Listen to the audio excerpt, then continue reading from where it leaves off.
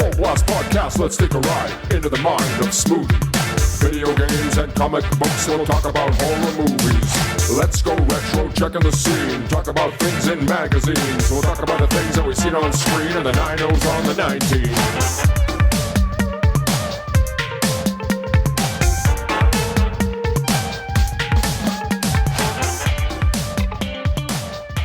Oh yeah, what is going on, everyone? It is your boy Smoothie, but of course, and I invite you to come for the entertainment.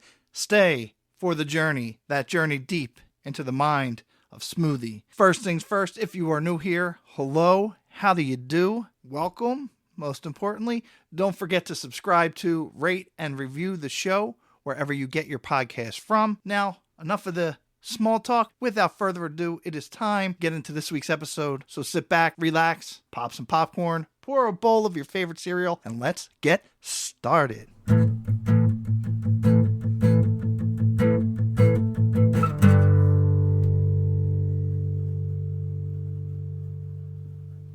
We have arrived at part number 3, entry number 3 of our series on first run syndication programs.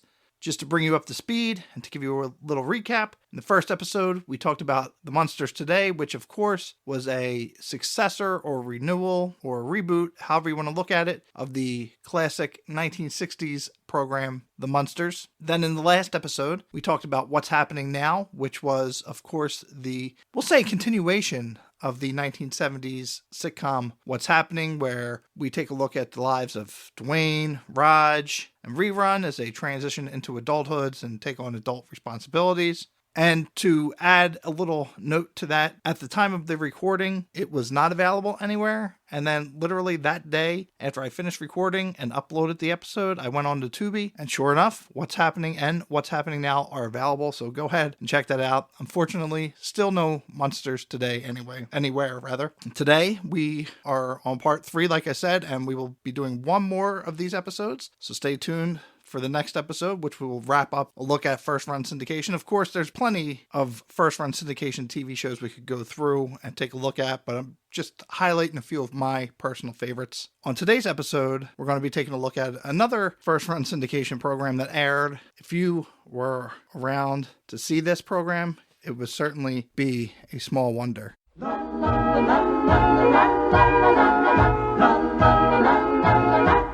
She's a small wonder, lovely and bright and soft curves. She's a small wonder, a child unlike other girls. She's a miracle, and I grant you, she'll enchant you at first sight. She's a small wonder, and she'll make your heart take flight. La la la la la la. So yeah, here we are. We are going to be talking about the 1985 first run syndication program, Small Wonder. What you had just heard previously was the theme song. Small Wonder aired on September 7th, 1985. If that date sounds familiar to you, it's the same day. It ran through from September 7th, 1985 to May 20th, 1989. There were 4 seasons with a total of 24 episodes. The series was produced by Howard Leeds. Back in 1964, he actually produced a similar series for CBS entitled My Living Doll. The show starred Bob Cummings and Julie Newmar, and interestingly enough, it is on Tubi right now for free, so go ahead, check that out. Shout Factory released seasons 1 and 2 of Small Wonder on DVD back in 2010. As of now, there hasn't been any releases or release dates for seasons 3 and 4.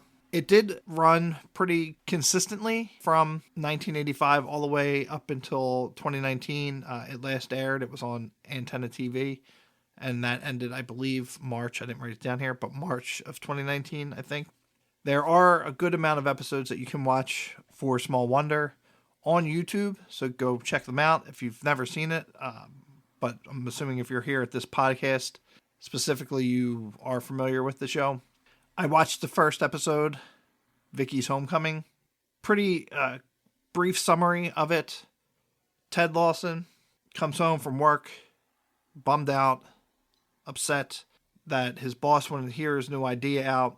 And when his wife, Joan, and his son, Jamie, come to talk to him to, kind of work it out and, make him feel better, he tells about what it is, what his intentions to create were, and he shows them this doll that's in pieces. And he said it had some benefit. First, when you look at the show, at least when I was not remembering them, but now it's kind of a weird concept, this little robot girl. What was the purpose of creating it? And I had forgot, and he explained it in this episode. It would serve therapy pretty much in different facets. It would help, I guess, like speech. And there is an episode that I did also watch where a girl had a stutter and Vicky was able to help her with that stutter. But different purposes from what I was thinking. So he asked if he can continue to work on this project outside of his work. He works at I believe it's U.S. Robotics. And he asked if he can continue doing it at home and get set up and everything. And that's how you would proceed to see for the remainder of the series. He would have his whole console set up and everything. And it's weird looking back at that. And I remember being little and thinking, wow, how high tech and how futuristic that looked and everything. And then you see now with the technology that we have, and you see this picture of it, it's like, wow, it's very dated and very outdone. It's like you could do this stuff on a cell phone. But in true sitcom fashion, it goes on. He creates Vicky, brings her to life. Vicky, which stands for, it's VICI, which stands for Voice Input Child Identikit. Pretty much it's designed to be identical to a real human girl. Creates it. She lives in Jamie's closet, and which is kind of weird. Says, can she stay in my closet with the rest of my toys? But then the sitcom stuff ensues. We meet the neighbor who does have a crush on Jamie. That is Harriet Brindle. And her father actually, he wasn't in the first episode, but we learn that he works for the same company, and they're always trying to be nosy and trying to see what's going on. That was pretty much standard for sitcoms, I think, back in the day. Back in the 80s, you had Alf. Of course, when something's different and something seems off, there's always going to be that nosy neighbor trying to figure out, well, what's going on? Let me see. But the episode progresses. It's their anniversary, Ted and Jones. Jamie wants to go buy a present, and Vicky sneaks out behind them. She ends up getting locked away. There was a display, an animatronic, if you will, display of things she gets put away. And everything, the lesson learned is, you got to be more careful. It was good. The writing was good. I enjoyed it. It didn't seem too dated. There may be some things that probably wouldn't have flown in present culture. But other than that, it was good. It was funny. And it served its purpose. And this has proven to be a cult hit. Many other people have discussed it and talked about it, different episodes and everything. And speaking of episodes, I did find a list of the top 5. There was more than 5, but I pulled the top 5. The website is Episode Ninja, so we'll just run through these real quick. Number 5 was Here Comes the Judge. This was Season 2, Episode 4. This aired on October 3rd, 1986. The description of this was, playing a judge in a class simulation of a courtroom, Jamie dispenses uneven justice and gets impeached, while parking ticket skipping role model Ted tries to get himself arrested. Number 4, The Real Facts of Life, Season 1, Episode 23. This aired on May 9th, 1986. Jamie attempts to educate his dad in the ways of love. I don't know, that was a very brief description there. Number 3, The Bank Job. This is from season number 3, episode 12. This aired 11/27/1987. Vicky and Jamie and Harriet are held hostage in an inept bank robbery. Number 2, Everyone in the Pool. Season 3, episode 2. This aired 9/18/1987. While saving Harriet in the Lawson's new pool, Vicky drowns and lands in the hospital under x-rays with a bewildered doctor. It's kind of interesting because you would think something completely different would happen, that you wouldn't drown. A robot jumping into a pool, you would think maybe electrocution. I don't know. I'll have to go back and see if that one is available on YouTube. And number 1, It's Okay to Say No. Season 3, episode 5. This aired September 4th, 1987. When a schoolyard pusher tries to hook Vicky on drugs, the Lawsons help the police on an undercover sting. That was big in the 80s. the whole anti-drug campaign, which it should be. Most TV shows, there was always an episode that dealt with drugs and the adverse effects and the dangers and the trouble that you can get into. So that was the top 5 episodes. Like I said, I didn't go and research. I should have done a little bit more since it took me so long to actually get this episode out. I should have went and seen if I could find these and watch these episodes. But hey, I'll leave that to you. The cast here, Ted Lawson, who is played by Dick Christie. Again, he's the father. He's the creator of Vicky. This is probably his most known role. He did have a recurring role playing Charlie Weber on The Bold and the Beautiful. I shouldn't say he did. He still does, I believe, if I read that correctly on Wikipedia. He did write the 1990 film Molly, starring Elizabeth Shue, Aaron Eckhart, and Jill Hennessy.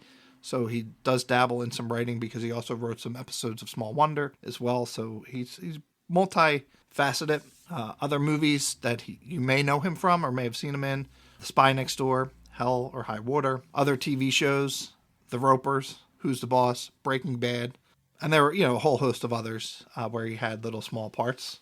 Joan Lawson was played by Marla Pennington. Again, she was most known for her role in Small Wonder. She was in the 1982 movie National Lampoon's Class Reunion. Never heard of it, but I think I'm going to have to go familiarize myself with it and watch it because I did and do enjoy some of the National Lampoon movies, mainly Animal House. She did have roles in TV shows such as Charlie's Angels, Different Strokes, Magnum P.I., Happy Days, one-off roles here and there, nothing extensive. According to Wikipedia, it did state in an interview in 2015, she left left acting after Small Wonder, rather, to start a family, and I guess she had the intention to come back, but I don't know if it ever come to fruition. Jamie Lawson, played by Jerry Sapirian, again, most known for his role on Small Wonder. He had roles on other TV shows at the time: Mr. Belvedere, Chips, Fame, Highway to Heaven. He did face some financial troubles in his early adulthood, and it doesn't appear that he's currently acting anymore. Harriet Brindle, played by Emily Schulman. She's most known for her role on Small Wonder. She had roles in other TV shows, Mr. Belvedere as well, The Wonder Years, Alf. To see her in Small Wonder, you would, and I remember seeing her in other stuff as well. Has a very distinguishable face, especially back then. I'm sure she did some commercials as well. She did have a role in the 1990 after-school special, The Perfect Date. Man, that's a show for a whole nother time. Digging into after-school specials, I wonder if you can find them anywhere. Her last recorded role was the 1994 CBS period drama Christie, and I didn't write down what character she played, but you can go find that out. And currently, she teaches acting in Connecticut, so she's more behind the scenes. Vicky, who was played by Tiffany Brissett, however you pronounce it. My apologies if you're listening, Tiffany. Vicky, like we had said before, stands for Voice Input Child Identicant. Most known for her role on Small Wonder. She didn't have many acting credits. She worked until 1991, where she did have a role on Parker Lewis Can't Lose. Currently, at least as of 2009, I say that because there was a reunion of sorts on, I can't think of, it was a morning talk show on Fox, where it was a Where Are They Now? And they had Tiffany come on and talked with her, and via satellite to surprise her, they had Richard Christie and Marla Pennington and Edie McClurg, who I didn't mention before.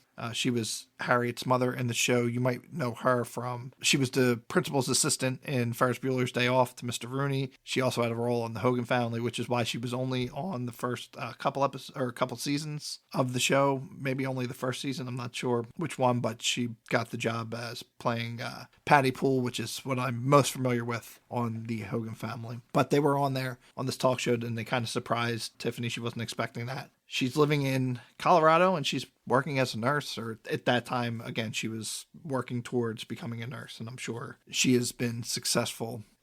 That's all there is to it. That's Small Wonder for you. There were not many guest stars. I didn't write any down, any note that stood out to me, and maybe I overlooked some, and I do apologize. It was, again, a great show, a show that definitely has the nostalgia vibe. That's what I'm doing this podcast for, and it's just something that sparks nostalgia, and going back and watching it on YouTube, definitely good, and I'll definitely have to check out more episodes. I would love, I don't think they're in print anymore. The first 2 seasons, maybe I can get them, I don't know, for purchase on Amazon or Vudu or something like that.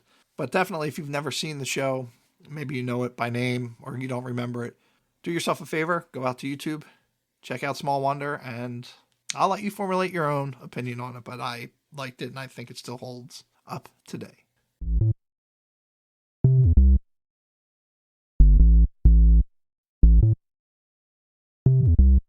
All right, episode number 3 is in the books. That's going to do it for this episode. We are in the home stretch. Getting some motorcycles going down the road as well. They are on the home stretch. We're on the home stretch. We're right on the home stretch. To episode number 4, we're going to conclude our look at some first-run syndication programs from the 1980s. This one is probably my favorite. I will preface by saying that. Yet, one I'm most unfamiliar with. But if you want to know what that is, you're going to have to tune in to the next episode. I hope you enjoyed this show, today's episode, when we looked at Small Wonder. Let's keep the conversation going, of course. Head on over to Facebook and give a like to the Mind a Smoothie Facebook page. And while you are there, there's a Facebook group for Mind a Smoothie. It's the Mind a Smoothie and Friends Facebook group. Come, hang out, kick it, let's chat, let's talk, let's start a conversation. And of course, you can also follow me on Twitter and Instagram at Mind a Smoothie. For video content, visit youtube.com/mindasmoothie. And for all other news and updates, visit mindasmoothie.com. Thank you all so much for listening and sticking around on this journey. Where? This journey into the Mind a Smoothie. And until the next one, take care, God bless, and stay smooth.